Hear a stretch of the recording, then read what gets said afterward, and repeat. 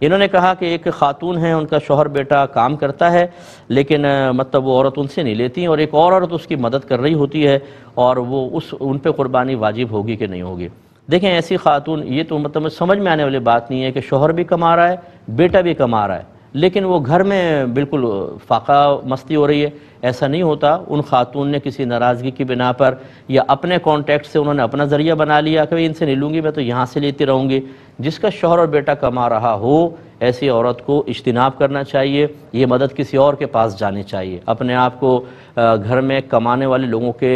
موجود ہونے کے باوجود فقیر ظاہر کرنا، ضرورت مند حاجت مند ہونا ظاہر کرنا، یہ ٹھیک نہیں ہے۔ وہ اپنے شوہر سے نان نفقہ لے، اور نان نفقہ کیا ہے؟ کھانا پینا،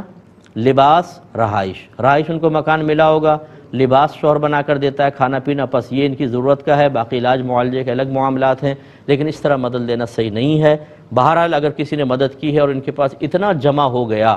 کہ جس سے یہ 52.5 تولہ چاندی کے برابر رقم موجود ہو گئی، تو ان پہ قربانی واجب ہوگی۔ لیکن یاد رکھیں جو بلا ضرورت کے دست سوال دراز کرتا ہے، کسی سے مانگتا ہے، میرے آقا صلی اللہ علیہ وسلم نے اس کو گناہ قرار دیا ہے، اور ایک روایت میں تو یہ فرمایا کہ وہ بروز قیامت اس حال میں آئے گا کہ اس کے چہرے پر گوشت نہیں ہوگا۔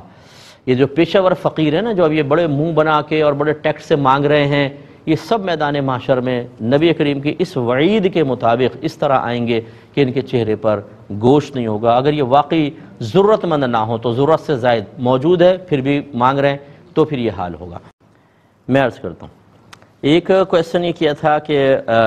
ایک کسی خاتون نے پوچھا کہ جی مجھ پہ بھی قربانی واجب ہے اور میرے شوہر پر بھی قربانی واجب ہے۔ مسائل تو وہ جانتی ہوں گی، لیکن لاک ڈاؤن کی وجہ سے آج کل حالات ایسے ہو گئے ہیں کہ ہم قربانی باقاعدہ کر نہیں پائیں گے، کیا حکم شرع ہوگا؟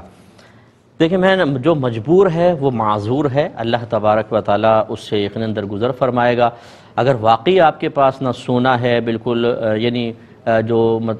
سونا چاندی یا روپیہ کچھ بھی نہیں ہے آپ کے پاس، ہاں ضرورت سے زیادہ سامان ایسا ہے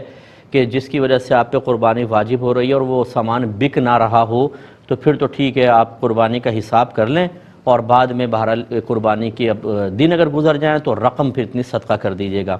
لیکن اگر آپ یہ کہنا چاہتی ہیں کہ آپ کے پاس سونا تو ہے لیکن آپ سیٹ خراب نہیں کرنا چاہتی ہیں، بیچنا نہیں چاہتی ہیں، چاندی کی شکل میں ہے لیکن نہیں بیچنا چاہتی، اضافی گھر میں ضرورت سے زیادہ سامان موجود ہے لیکن جدا کرنے کو دل نہیں چاہ رہا، تو ہم بعد میں کر لیں گے، تو پھر یاد رکھیں آپ قابل گرفت ہوں گی۔ اگر سونا ہے یہ اللہ نے دیا ہے، اور اس میں سے اللہ تعالیٰ نے اپنا ایک حق رکھا ہے جو غریب تک پہنچائے گا وہ، تو اس لیے اللہ کے حقوق میں کوتاہی نہیں ہونی چاہیے۔ ہمت کر کے اپنا سونا سیل کریں اور قربانی کیجئے، 2 حصے ڈال لیجئے، تو کم پیسوں میں ہوں گے لیکن کریں ضرور۔ اور اسی طرح بلکہ علماء نے تو یہاں تک لکھا ہے کہ اگر آپ پر قربانی واجب ہو جائے اور کسی وجہ سے مال نہیں بک رہا ہو تو قرض لے کر قربانی کریں، بعد میں بیچ کر اس شخص کو قرضہ ادا کر دیں۔ تو یہ آپ دیکھ لیں کہ کتنی آپ کی مجبوری ہے کس حساب سے، اور کہاں پر جو ہے وہ ایک